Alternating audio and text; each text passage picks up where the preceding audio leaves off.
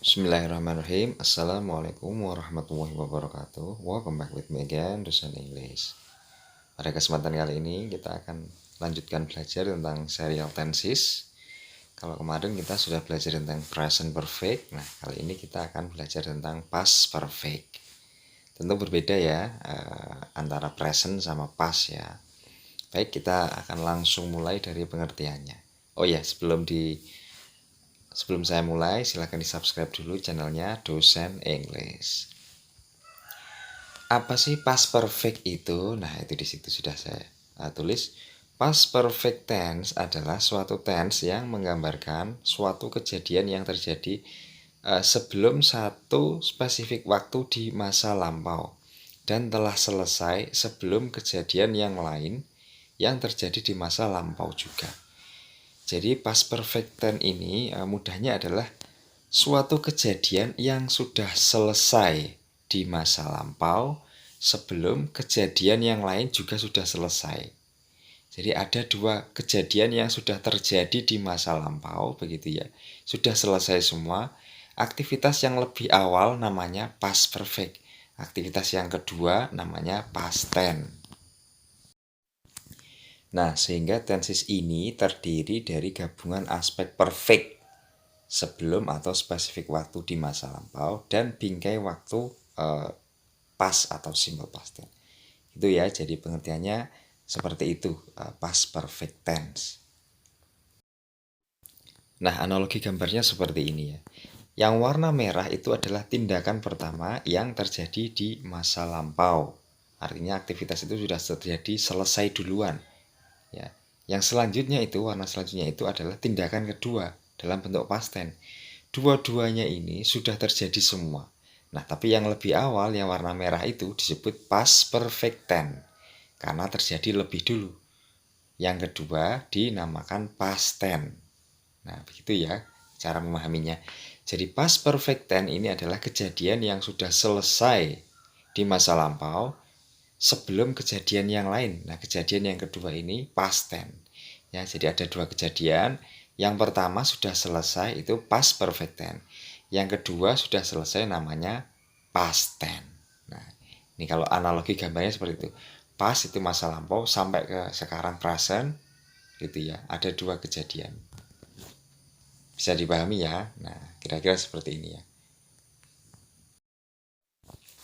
Nah, selanjutnya kita akan bahas fungsi dan contohnya past perfect tense. Yang pertama, past perfect tense itu digunakan untuk mengekspresikan aksi di masa lampau yang telah selesai terjadi sebelum past event lainnya. Nah, ini tadi seperti pengertiannya ya. Jadi, ada dua kejadian yang sudah selesai pertama itu past perfect tense, yang selesai kedua namanya past tense. Kalau dicontohkan seperti itu ya, menggunakan subordinate conjunction itu pakai after, boleh before atau juga when ya. Jadi kalau menggunakan after ya seperti itu, simple past dulu, after, baru past perfect tense. Kalau dia menggunakan before atau when itu past perfect tense, before atau by the time atau when. Nah, baru yang kedua diikuti simple past tense. Ini kenapa? Karena aktivitas yang duluan terjadi itu past perfect tense-nya ya. Jadi penempatannya kalau when ya dia di tengah past perfect tense dulu.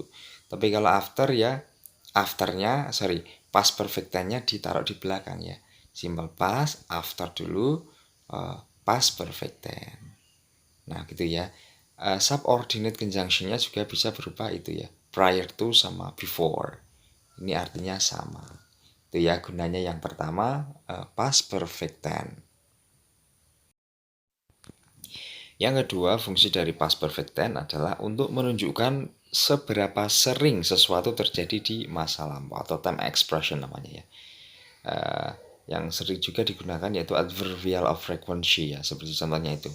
Ada twice, two time, three time, before, simple past tense. Twice before getting married. Nah, atau two times before they got married. Nah, begitu ya.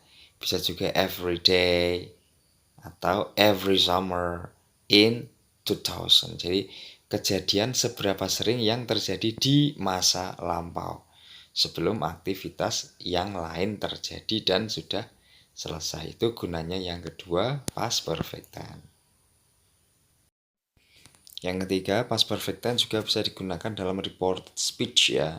Nanti akan saya bahas tuntas reported speech ya.